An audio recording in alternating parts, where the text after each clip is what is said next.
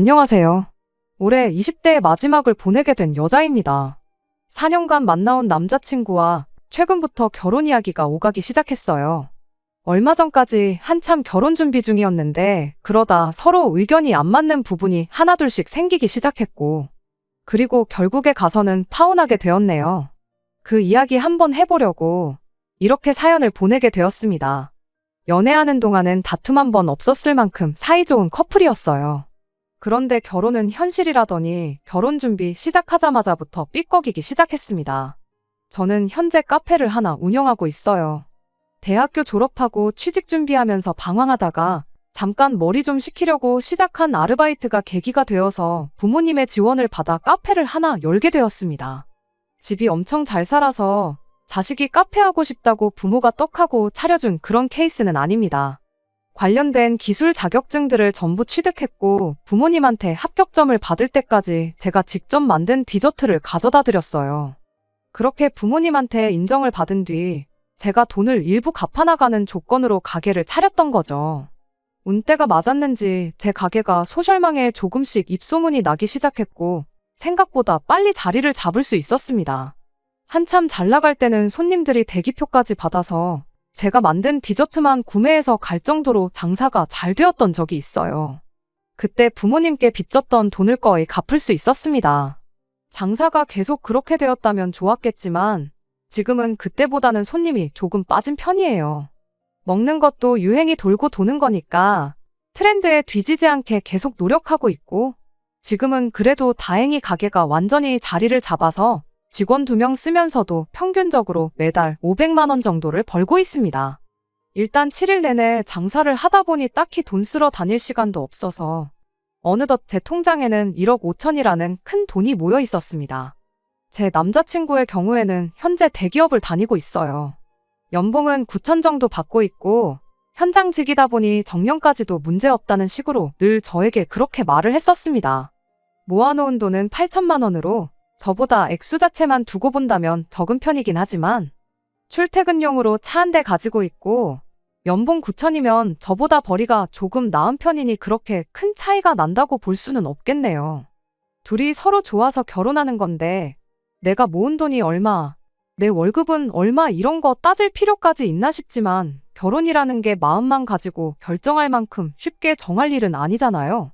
사실 벌이랑 모아놓은 돈만 가지고 말해서 그렇지 따지고 보면 저는 제 이름으로 가게가 있기 때문에 권리금이랑 이런 거 따져보면 솔직히 당장만 두고 보면 남자친구보다 훨씬 더 해오는 거나 마찬가지거든요. 그런데 그런 건 생각도 안 하고 사소한 거 하나하나 따지고 들기 시작하니까 연애할 때랑은 다르게 사소한 걸로 자꾸 다투게 되더라고요. 그야 연애할 땐 그런 조건 같은 거 서로 알 필요도 없었던 걸 테니 어찌 보면 당연한 일이긴 한 것 같네요. 자랑하려는 건 아니지만 말씀드렸다시피 저희 부모님이 경제적으로 적당히 여유가 있는 편이세요. 두 분 노후 준비도 다 끝나 계신데 저희 아버지는 아직도 경제활동을 하고 계시지요. 제 위로 오빠가 한 명 있는데 이미 결혼을 했다 보니 더 이상 크게 돈 들어갈 일도 없으시고요. 제가 결혼하면 오빠랑 똑같이 해주신다고 하긴 하셨는데 그 돈은 이미 따로 준비가 다 되어 있는 상황이기까지 합니다. 그래서 제가 여태껏 모아놓은 돈이나 가게를 제외하더라도 당장 결혼한다 하면 부모님께 2억 정도를 받아올 수 있는 상황이에요. 남자친구 부모님은 저희 부모님과 동년배의 분들이십니다. 그런데 경제활동을 따로 안 하고 계세요. 그 이유가 참 어이없는 이유였습니다. 아들이 좋은 직장에 높은 연봉 받으면서 일하는데 더 일할 필요가 뭐가 있다면서 그렇게 바로 은퇴를 하셨다대요. 그래서 남자친구가 현재 집안의 가장 아닌 가장이 되어 있는 상황이고요.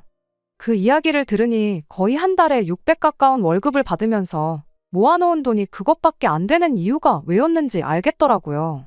월급도 월급이고 대기업이니만큼 해마다 성과급도 있을 텐데 모르긴 몰라도 600만 원만 받는 게 전부는 아닐 거라는 확신도 있는데 그런데도 모아놓은 돈이 그 정도라는 건 뭔가 이유가 있어서 그런 거였겠죠.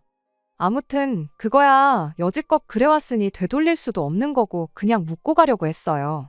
대기업 들어갈 만큼 기술을 배울 때까지 남자친구가 부모님 도움을 받았을 거 아니겠나요? 저 또한 가게를 부모님 돈으로 차렸었고 그 돈을 갚았으니 남자친구 또한 부모님께 받은 만큼 갚은 거라 생각하기로 했어요. 제 나름대로 그동안 어떻게 해왔는가가 중요한 게 아니라 앞으로 우리가 어떻게 사느냐가 중요한 거라고 생각했던 거죠. 그런데 남자친구는 우리가 앞으로 결혼을 하더라도 부모님 생활비는 자기가 계속 챙겨드리고 싶다고 하네요. 그동안은 자기가 자리를 잡을 수 있게 도와주셨던 걸 갚는 거라면 결혼하고 나서 드리는 돈은 자기를 이 세상에 태어나게 해주고 여지껏 키워주신 은혜를 갚는 거라는 겁니다. 은혜 갚는 게 나쁘단 건 아니지만 돈으로 환산할 수 없는 걸 두고 갚겠다고 드니 마음이 답답했죠. 그래도 두 사람 월 수입을 합치면 한 달에 이미 1,000만 원이 넘어가 버리기 때문에 그 정도 생색은 내도 되겠다 싶었습니다.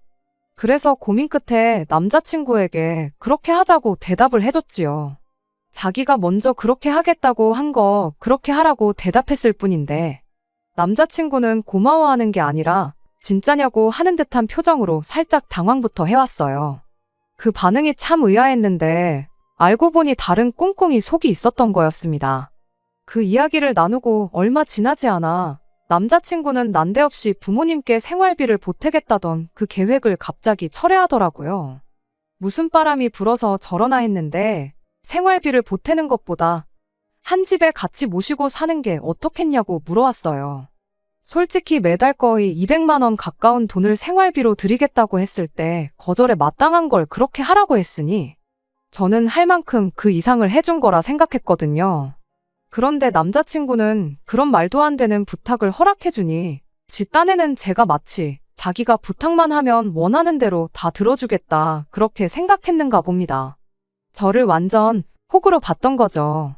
당연히 제가 그러자고 대답하는 줄 알았나 본데 제가 당장의 냉랭한 반응을 보이기 시작하자 남자친구가 합가를 해야 하는 이유라며 저를 설득하기 위해 제 앞에 되도않는 이야기를 꺼내기 시작했어요. 일단 공평한 결혼을 하기 위해서라면 출퇴근 거리부터 생각해 봐야 한다는 말부터 꺼내더라고요. 남편 회사는 서울 밖이고 제 가게는 서울 중심가에 위치했다 보니 사실 그간 신혼집을 어디에 구해야 하는 게 좋을지가 가장 큰 고민거리이긴 했어요. 제가 3억 5천 정도 있고 남자친구가 1억 가까이 모아놓은 상황이다 보니 당장 집을 구하면 충분히 구할 만큼이긴 했지만 두 사람 출퇴근 거리를 만족시킬 만한 중간 지점이 아무래도 위치다 보니 두 사람 모은 돈 가지고는 택도 없었고 거액의 대출을 받자니 남자친구 집에 생활비까지 내주면서 이자를 내는 건 오히려 손해에 가까운 결정이었습니다. 그런데 남자친구 말은 부모님 집을 정리하면 그 돈이 2억 정도 된다고 그렇게 되면 둘이 반반 결혼을 하는 거나 마찬가지고 결혼 자금도 늘어나는 거니 중간쯤에 집을 구할 만큼은 되지 않겠냐는 거죠. 그러면서 결정타를 날리는 겁니다. 부모님한테 앞으로 생활비를 보낸다면 100세 시대인 걸 감안해서 앞으로 40년 그걸 총액으로 다시 계산해보면 거의 10억에 가까운 돈이 들어갈 거라는 거죠. 그러니까 따지고 보면 생활비 안 드리고 부모님 집 팔아서 결혼하는 게 저한테 있어서 12억이나 이득을 보는 일이라는 거예요. 무슨 할머니들 등쳐먹는 약장수 같은 소리를 하고 있냐고 말도 안 되는 소리 하지 말라고 했어요. 결혼하자마자 시부모를 모시고 살게 생겼는데 그게 어떻게 어딜 봐서 공평한 반반 결혼이냐고요. 지나가는 개가 들어도 내가 손해인 거 알겠다고 아무나 붙잡고 그게 진짜 공평해 보이는지 한번 알아보라고 했죠. 그랬더니 남자친구가 한다는 소리가 그러면 우리는 주말 부부를 해야 한다는 거예요. 자기는 부모님 집에서 출퇴근하면 훨씬 덜 피곤하고 좋은데 저 때문에 안 그래도 일하느라 지친 몸 출퇴근하다가 몸이 축나겠다면서요. 그러니 집은 제 돈으로 제가 편한 데에다가 얻고 그리고 우리는 결혼해서 주말 부부를 하자는 겁니다. 공평하게 한 주는 자기가 올라오고 한 주는 제가 내려가고 하는 식으로 하자는데 이 인간한테는 공평하다는 말이 자기가 무조건 유리하게 만드는 상황을 두고 하는 말처럼 느껴졌습니다. 주말에만 얼굴 보고 살면 괜찮겠냐며 협박 아닌 협박을 하는 꼴을 보고 있자니 저도 슬슬 인내심의 한계가 오기 시작했지요. 주말 부부 할 거면 지금 연애하는 거랑 뭐 딱히 달라지는 거 있냐고요. 내가 내 돈만 가지고도 충분히 독립해서 살 수 있는 상황인데 굳이 결혼해서 시어머니까지 모시고 살 이유가 있어 보이냐고 남자친구한테 되물었습니다. 그랬더니 남자친구가 이리 말하더군요. 그럼 제 돈으로 집을 하나 구해서 그 집에 자기 부모님이 살게 하면 어떻겠냐는 겁니다. 우리들은 근처에 전세 얻어서 신혼살림 차리는 쪽으로 하고요.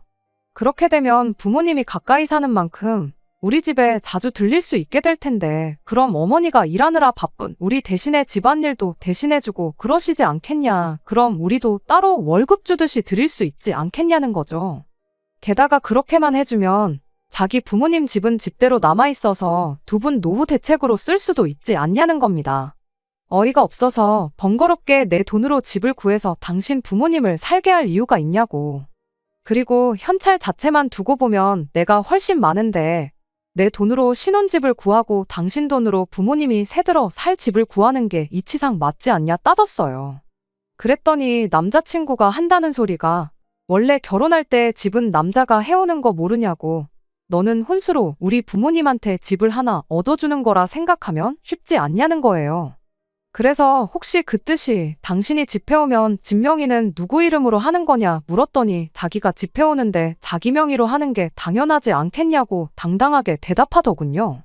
더 길게 두고 볼 게 없어서 그냥 결혼은 없던 일로 하자고 했습니다.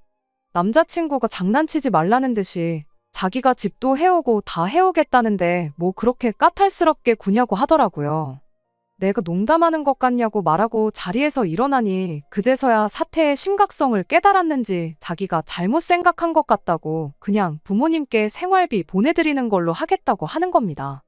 저렇게 사과하고 나서는 걸 보니 자기가 어느 부분부터 말도 안 되는 억지를 부리고 되도 않는 애누리질을 하려고 했는지는 진작부터 알고 저랬다는 게 뻔히 보이더라고요. 제가 뒤도 안 보고 무시하고 지나가니 제 앞까지 쫓아와서는 자기 같은 남자 찾기 힘들 거라고, 후회할 거라고 하는 거예요. 그 잘난 연봉 이야기를 하면서 자기가 앞으로 벌어올 돈이 얼마인지나 아냐면서 장사하는 제 매출은 비슷비슷하거나 줄어들 일만 남았지만 자기는 앞으로 연봉이 오를 일만 남았답니다. 성과급도 거의 몇 달치 월급이 들어온다나요. 저보고 계산기 잘 두들겨 보라고 지금 자기한테 사과하면 그냥 넘어가 주겠다고 뻔뻔하게 말을 하더라고요. 그 말이 끝나자마자 구둣발로 정강이를 콱 찍어버렸습니다. 공부만 한 새님이라 그런지 맷집이 없어서 으악하고 다리를 부여잡고 바닥에 주저앉더라고요. 애초에 부모님한테 생활비 드린다는 거 허락해줬을 때부터 나한테 고맙다고 절을 해도 모자랄 상황이었다는 거 몰랐냐. 그 말도 안 되는 걸 허락해줬더니 내가 어디까지 괜찮다고 하는지 한번 테스트해 본 거냐고 따졌어요. 내가 너 같은 남자 다시 찾기 힘들어서 후회하는 것보다 시부모 노후 평생 책임지겠다는 남편 괜찮다고 하는 여자 찾는 게 더 힘들 거라고, 어디 누가 더 힘들런지 한번 보자고 한마디 쏘아붙이고 돌아왔습니다. 결혼을 전제로 시작한 연애가 아니다 보니 남자친구가 그렇게 부모님 모시고 싶어 안달이 난 사람이라는 걸 미리 알 방법은 없었어요. 남자친구도 욕심 조금만 덜 부렸었다면 이렇게 막장으로 파혼까지 할 필요도 없었을 테고 매달 부모님께 생활비 따박따박 챙겨드리며 원하던 효자 노릇도 하고 저와도 행복하게 결혼 생활을 시작했을 텐데 말이에요. 4년 세월을 함께 했지만 아쉬움은 전혀 들지 않고 오히려 속이 후련한 걸 보니 아마 저도 속으로는 남자친구가 부모님께 생활비를 드린다고 해서 고민했을 때부터 이 결혼이 틀렸다는 걸 본능적으로 느끼고 있었던 것 같아요. 언젠가는 이 결정에 대해 스스로에게 자랑스러운 날이 올 거라고 생각합니다. 당장 연애를 하는 것보다 카페 해오면서 제가 직접 유학도 다녀오고 싶어 봤는데 더 공부할 게 있는지 찾아보고 한번 그쪽으로 알아보려고 합니다. 두 번째 사연입니다. 안녕하세요. 똥 묻은 개가 겨 묻은 게 나무란다더니 지 자식 교육은 개떡같이 시켜놓고 억지 쓰는 신호와 영 끄는 이야기를 하러 온 결혼한 지 24년 된 50대 주부입니다. 남편과는 눈에 넣어도 아프지 않을 아들 하나, 딸 하나를 두고 있어요. 하지만 제가 오늘 이렇게 사연을 쓰게 된 건 제 자식들 때문이 아닙니다. 바로 시조카들 때문이에요. 정말이지 제가 이 나이에 시조카들 때문에 어머님한테까지 시달리게 될 줄은 상상도 못했어요. 남편의 형제관계는 이남 일녀로 남편은 그중 장남입니다. 바로 밑에 서방님과는 3살 차이고 막내 신호와는 10살도 넘게 차이가 나요. 여기까지 들으면 대부분의 사람들이 신호가 막둥인가 보다고 생각하지만 사실 남편과 시동생을 낳아주신 어머님은 지병으로 일찍이 돌아가셨어요. 이후로 도저히 혼자서 아들 형제를 키울 수 없겠다고 판단하신 아버님께서 지금의 어머님과 재혼을 하셨다 들었습니다. 신우는 어머님이 데려온 딸이고요. 남편과 시동생 그리고 어머님의 관계는 솔직히 아주 편하지는 않지요. 남편이 말하길 두 형제가 한창 사춘기이던 시기에 아버님께서 조금의 언질도 없이 어머님을 새어머니라고 모셔오셨다대요. 거기다 저희 어머님 성격이 보통이 아니시거든요. 지금이야 나이가 드셔서 한풀 꺾이긴 했지만 다른 사람한텐 엄하고 본인한텐 한없이 관대한 분이라고 해야 하나. 아무튼 당시 어머님께서 남편과 시동생이 당신 말도 잘 안 듣고 소위 어머니로서 대우해주지 않는다며 화를 많이 내셨대요. 맞아야 정신 차린다면서 남편과 시동생에게 손을 대신 적도 여러 번이고요. 그래도 이제는 세월이 많이 흘러서 그런가 서로 그런 티는 거의 안 내요. 저처럼 속사정 다 아는 사람 눈에나 보일 정도지요. 지금은 그냥 서로 할도리는 하면서 살아요. 남편은 20대 후반에 저랑 결혼을 했지만 시동생은 결혼을 30대 중반에서야 했어요. 이후로 저희 부부는 연년생으로 아들, 딸 하나씩 두었고요. 저희 아들은 올해로 22살로 군입대를 앞두고 있는 대학생이에요. 딸은 21살로 미국에 있는 대학으로 편입 준비를 하고 있지요. 그리고 시동생에게는 이제 13살이 된 아들이 하나 있습니다. 신우는 시동생보다도 결혼을 일찍 해서 올해로 14살이 된 아들이 하나 있고요. 남편과 서방님 그리고 신우를 보고 있으면 이렇게 표현해도 될지 모르겠지만 어머님이 달라서 그런지 성격들도 제각각이에요. 일단 저희 남편에 대해서 먼저 이야기하자면 남편은 주관이 확실하고 뚜렷합니다. 좋으면 좋다, 싫으면 싫다 의사표현이 아주 확실하지요. 그리고 주변 사람들에게 경우가 바르다는 소리도 많이 듣고요. 반면에 서방님은 사람이 유순하고 욕심이 별로 없어요. 사람이 좀 무르다고 해야 하나 그래서 종종 사기도 당하고 그래서 어린 동서가 고생을 많이 했지요. 그리고 신우는 정말 표현할 수 있는 단어가 무궁무진하네요. 엉망진창이고 제멋대로고 이기적이고 가족으로 만났으니 이렇게 서로 얼굴 붉히지 않고 살지 다른 데서 만났으면 벌써 몇 번은 부딪혀도 부딪혔을 거예요. 그리고 무엇보다 어이가 없는 건 신우 본인도 그런 자기 성격이 문제라는 걸 아는 눈치인데 고칠 의지는 전혀 없다고 해야 할까요? 나이 40이 넘어서는 아직도 한다는 말이 자기는 이 집 막내딸인데 무슨 상관이냐는 식이지요. 그렇다 보니 신우 아들도 성격이 보통이 아닙니다. 어른들이 있는데도 지 뜻대로 안 되면 지 성질을 다 부리고 다녀요. 지난번엔 여든먹은 할아버지 그러니까 저희 아버님한테 발길질을 하는 걸 저희 아들이 잡아가지고는 한마디 했더니 글쎄 신우네 애가 한참 형인 저희 아들한테 네가 뭔데 그러냐면서 대들더라니까요. 그리고 그 모습을 본 어머님께서는 신우네 애를 혼내시기는커녕 어린애를 왜 윽박지르냐며 오히려 저희 아들을 탓하셨지요. 남편과 저는 애들 크는 내내 맞벌이를 했어요. 애들을 위해서 돈을 벌면서도 당장 애들 커가는 것도 제대로 못 보고 옆에 있어주질 못했으니 항상 미안한 마음이었지요. 그래도 다행히 그 노력이 보상을 받았다고 해야 할지. 아이들 반듯하게 자랐고 저희 부부도 돈은 좀 벌었습니다. 자식들 대학 등록금 내주고 나중에 결혼시키고 저희 노후는 즐길 수 있을 정도로 모아뒀어요. 친정부모님도 당신들 재산이 제법 있으시고요. 저의 하나뿐인 남동생은 저보다 일찍 장가가서 벌써 아들 장가까지 보냈지요. 한마디로 친정 쪽에는 제가 신경 쓸 일이 크게 없는 상황이었네요. 하지만 시댁은 상황이 좀 다릅니다. 말이 나와서 말이지만 남편과 제가 결혼하던 때만 해도 시댁도 사정이 나쁘지는 않았어요. 그런데 저희 애들 한참 크던 시기에 어머님이 아버님 몰래 주식을 하셨나 그래서 재산을 엄청 잃으셨지요. 사채까지 끌어다 쓰셔가지고 결국 그때 아버님이 하시던 사업도 정리하시고 그때를 생각하면 솔직히 지금 저렇게 사시는 것도 용하다고 해야 할 판이에요. 아무튼 그렇다 보니 일찍이 결혼해서 자리 잡은 저희 부부와 달리 서방님네나 신우네는 형편이 그저 그래요. 작년이었어요. 둘째인 저희 딸이 대학에 입학한 게 다 키웠다고 하기엔 아직 너무 어리지만 그래도 이제 자기도 어른이라고 아르바이트도 시작하고 그러니까 저도 한숨 돌리게 되더라고요. 그러면서 이제 시조카들이 눈에 들어오대요. 그리고 작년 어린이날이었습니다. 그때는 둘 다 초등학생이긴 했지만 그래도 고학년이니까 요즘 애들이 빠르잖아요. 그래서 용돈하라고 한 사람당 10만 원씩 줬어요. 그랬더니 시동생네 아들이 두 손을 배꼽에 딱 포개 얹고서는 큰어머니 감사합니다 그러대요. 학교에서 배운 건지 어쩐지는 몰라도 요새도 저렇게 인사하는 애들이 있나 싶어서 보기에 너무 예쁘더라고요. 그런데 신우네 애는 제 앞에서 딱 봉투를 열어보더니 애게 10만 원이네 그러더니 돈이 적답니다. 그리고는 제 앞에 봉투를 던지듯 놓더니 더 줘 이러는 거예요. 더 주세요도 아니고 더 줘 딱 두 글자요. 그리고 어쩜 애가 그런 표정을 지을 수 있는지. 저 정말 깜짝 놀랬어요. 화도 났고 동시에 싫다는 애 어르고 달래면서까지 용돈을 쥐어줘야 하나 싶더라고요. 그리고 딱 보니까 저희 남편도 화가 단단히 났더라고요. 곧이어 남편이 신우네 애가 집어던진 돈 봉투를 집어들더니 그걸 시동생네 애한테 줬습니다. 이것도 너 가져라 하니까 그제서야 신우네 애가 자기 건데 왜 걔를 주냐면서 내놓으라고 땡깡을 부리대요. 제가 너가 싫다고 하지 않았냐며 시동생네 애한테 이것도 네 거라고 다시 한번 확인을 시켰더니 아주 거실 바닥에 드러누워서는 저는 그렇게 떼쓰는 애는 정말 처음 봤어요. 그러자 어머님까지 나서서는 어른이 애를 상대로 뭐 하는 거냐고 저에게 한 소리 하셨습니다. 그러자 남편이 나서서는 애가 저 모양인데 아무도 혼을 안 내냐고 어머님 말씀을 받아치더라고요. 신우한테도 자식 교육 똑바로 시키라면서요.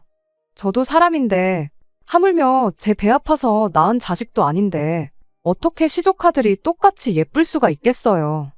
공손하고 말도 조근조근하는 서방님네 아들이 저는 훨씬 좋더라고요. 신우네 애는 뭐 솔직히 인사를 한번 똑바로 하기를 하나 그렇다고 신우가 저희한테 잘하는 것도 아니지 정을 줄래야 줄 수가 없었습니다. 그러다 작년 연말에 남편 지인으로부터 모 호텔 식사권이 선물로 들어왔어요.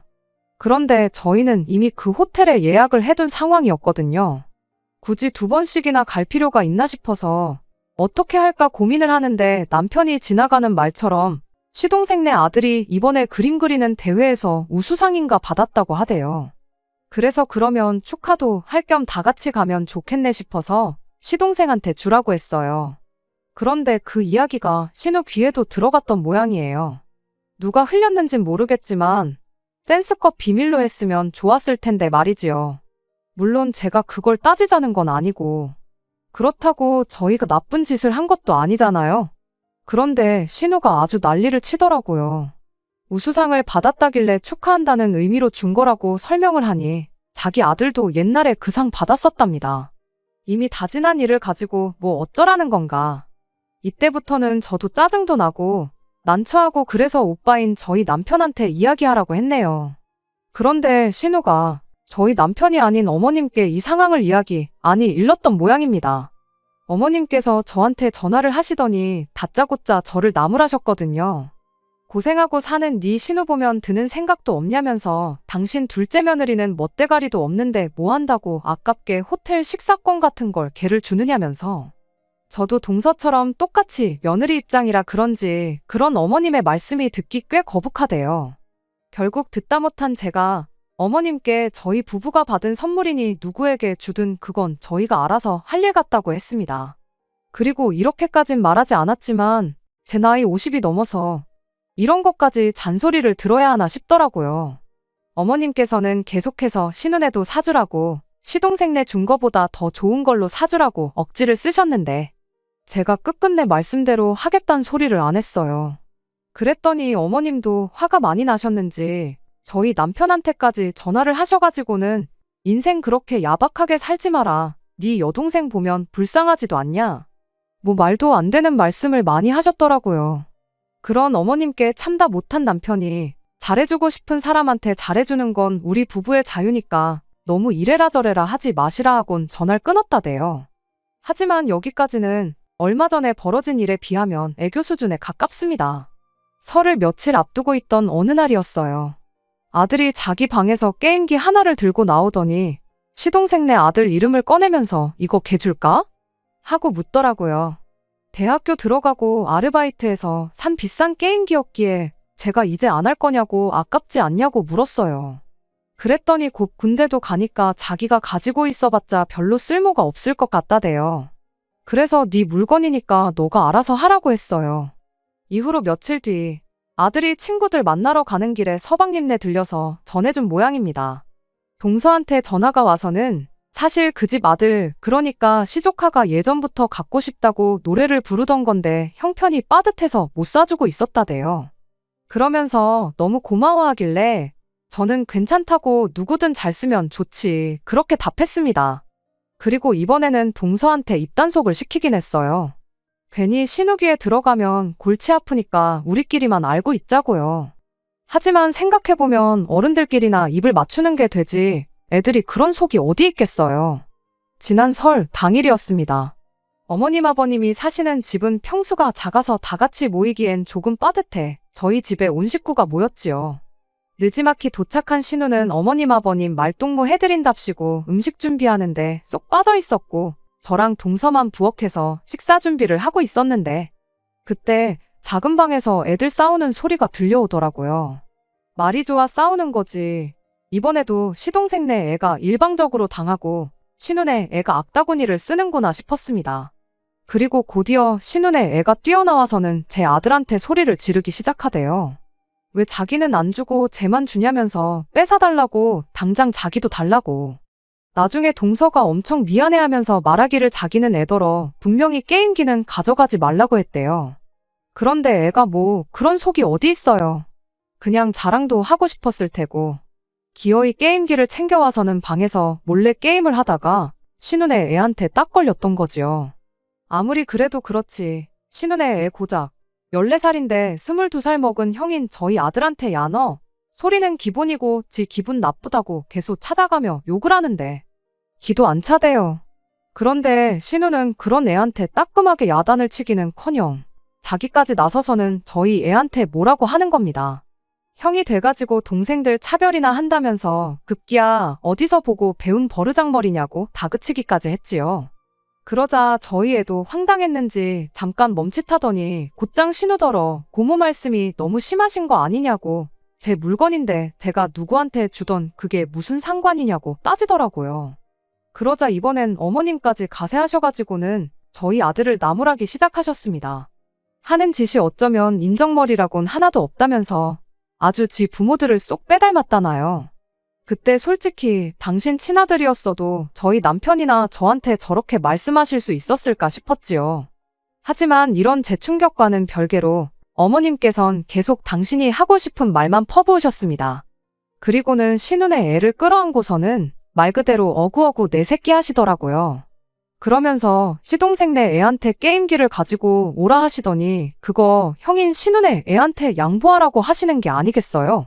시동생네 애가 할머니가 형한테 양보하라는데 그 순에 빠진 애가 싫다고 할 리도 없었고 애가 있는 대로 풀이 죽어서는 게임기를 들고 나오는데 차라리 못 준다고 신우네 애처럼 낮아빠졌으면 좋겠다 싶대요. 도저히 더는 그 꼴을 볼 수 없었던 제가 결국 어머님께 한 소리 했습니다. 아무리 팔이 안으로 굽는다고 해도 그렇지 사람 마음이 가는 것까지 어머님 입맛대로 하실 수는 없는 거라고요. 나이 차이는 겨우 1살인데 어머님은 보면 모르시겠냐.